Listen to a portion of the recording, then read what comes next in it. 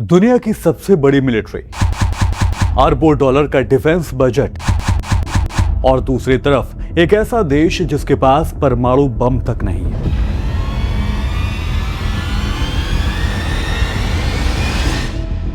लेकिन फिर भी आधी सदी बीत चुकी है, व्हाइट हाउस का खौफ ईरान के लोगों के दिलों में डर नहीं बना पाया है। और अब हालात यहां तक पहुंच चुके हैं कि दुनिया का सबसे अहम समुद्री रास्ता होर्मुज जलडमरू मध्य है, जहां से दुनिया के कुल तेल का तकरीबन 20% गुजरता है। वहीं ईरान ये कह रहा है कि अब यहां से जो भी गुजरेगा तो टोल तो देना होगा। सोचिए, जहां कभी अमेरिका की ताकत चला करती थी, आज वहां ईरान अपनी शर्तें रख रहा है। क्या ये सिर्फ एक खबर है या फिर ये उस लंबे संघर्ष का नतीजा है जिसमें एक छोटा सा देश सुपर पावर को झुकाने में कामयाब हो गया? आज की कहानी किसी फिल्म की स्क्रिप्ट नहीं है दोस्तों, बल्कि उस जिद्दी मुल्क की हकीकत है जिसने अमेरिका को कई बार सोचने पर मजबूर कर दिया। आज के इस वीडियो में हम आपको डिटेल से बताएंगे कि कैसे ईरान ने अमेरिका की धमकियों को नजरअंदाज कर दिया, हजारों पाबंदियों के बावजूद कैसे ईरान ने खुद को जिंदा रखा और अब दुनिया के सबसे बड़े तेल रूट पर अपना कंट्रोल ईरान ने कैसे हासिल कर लिया। यही नहीं दोस्तों, हम इस वीडियो में बात करेंगे इतिहास की जड़ से लेकर आज के हालात तक, जंग में हुए नुकसान की और ईरान की असली रणनीति और उस गेम चेंजिंग मूव की जिसने पूरी दुनिया को चौंका कर रख दिया।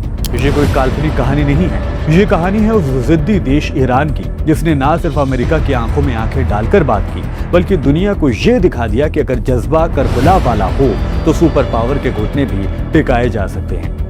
दोस्तों, ईरान और अमेरिका की ये रंजिश कोई नई बात नहीं है। इसकी जड़ें साल 1979 की इस्लामिक क्रांति तक जाती हैं। पिछले आधी सदी से व्हाइट हाउस की कोशिश रही है कि वो ईरान के लोगों के दिलों में खौफ पैदा कर सके, लेकिन नतीजा क्या निकला?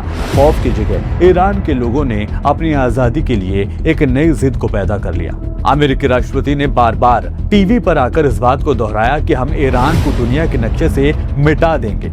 कैसी कैसी पाबंदियां अमेरिका ने ईरान पर लगाई, यहाँ तक कि अब तो परमाणु हमले की धमकी तक दे दी गई। साथ ही अमेरिका ने ईरान की इकोनॉमी की कमर तोड़ने में भी कोई कसर नहीं छोड़ी, उसे दुनिया से अलग थलग कर दिया गया। इन सब के बावजूद क्या ईरान डर गया?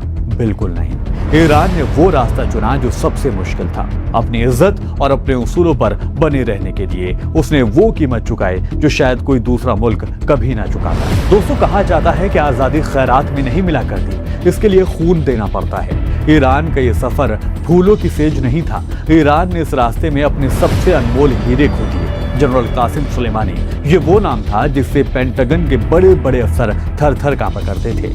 साल 2020 में जब अमेरिका ने उन्हें एक कायरतापूर्ण ड्रोन हमले में शहीद किया तो उसे लगा कि ईरान टूट जाएगा, लेकिन यही अमेरिका से चूक हो गई। जनरल सुलेमानी की शहादत ने ईरान को तोड़ा नहीं, बल्कि पूरे मुल्क को एक फौलादी दीवार बनाकर खड़ा कर दिया।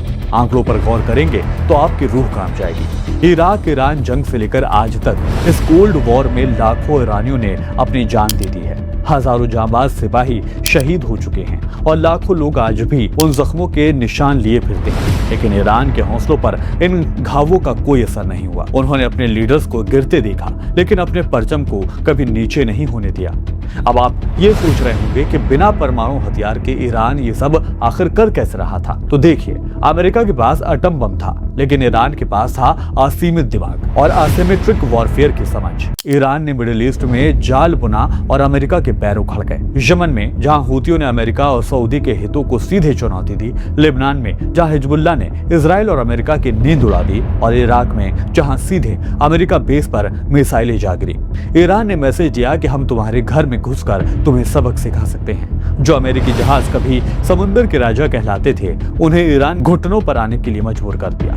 खैर, अब आते हैं सबसे बड़ी और ताजा खबर पर। ईरान ने अपनी भू राजनीतिक स्थिति का ऐसा इस्तेमाल किया कि पूरी दुनिया दंग रह गई। खबर यह है कि होर्मुज जलडमरू मध्य यानी स्ट्रेट ऑफ होर्मुज, जहां से दुनिया का 20% तेल गुजरता है, वहां से गुजरने वाले जहाजों से अब ईरान टोल वसूलेगा।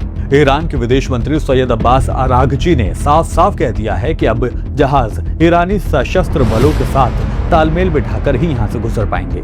ये ईरान की उस 10 सूत्रीय योजना का हिस्सा है जो उसे एक अनोखी आर्थिक ताकत देती है। एक्सपर्ट्स का ये मानना है कि अगर एक जहाज से $10 मिलियन तक वसूला जाए तो ईरान हर महीने $4.5 अरब और साल के करीब 70 से 100 अरब डॉलर कमा सकता है। ये पैसा ईरान अपनी बर्बादी को फिर से संवारने में लगाएगा और इसमें ओमान को भी हिस्सा दिया जाएगा। जो समंदर अब तक इंटरनेशनल वाटर कहलाता था वह अब ईरान का कानून चलेगा। दिलचस्प बात तो देखिए, एक तरफ ईरान टोल की बात कर रहा है और दूसरी तरफ अमेरिका के रुख में नरमी नजर आती है। डोनाल्ड ट्रंप ने अपने social media platform truth social पर लिखा है कि उन्होंने पाकिस्तान के पीएम शहबाज शरीफ और फील्ड मार्शल आसिम मुनीर के अनुरोध पर ईरान पर होने वाली विनाशकारी बमबारी को फिलहाल 2 हफ्तों के लिए टाल दिया है। शर्त ये रखी गई है कि ईरान होर्मुज को सुरक्षित रूप से खोल दे, लेकिन गौर करने वाली बात यह है कि अमेरिकी बयान में टोल वसूलने का कोई विरोध या फिर जिक्र तक नहीं किया गया है। क्या ये मान लिया जाए कि अमेरिका अब थक चुका है? क्या उसने ये कबूल कर लिया है कि ईरान को ताकत से नहीं झुकाया जा सकता? सच तो ये है, ईरान आज के दौर में मधुमक्खी का वो छत्ता बन चुका है जिसे छेड़ने की कीमत वॉशिंगटन को अपनी तबाही से चुकानी पड़ सकती है। दोस्तों, इतिहास गवाह है, जुल्म कितना भी बड़ा क्यों ना हो जाए, अगर मजलूम डट जाए तो जालिम को पीछे हटना ही पड़ता है। ईरान का खड़ा रहना उन तमाम मुल्कों के लिए एक मिसाल है जो अमेरिका की दादागिरी के सामने घुटने टेक देते हैं। ईरान ने साबित कर दिया है कि ताकत सिर्फ हथियारों में नहीं होती, बल्कि सही रणनीति और सिद्धांतों पर अडिग रहने में होती है।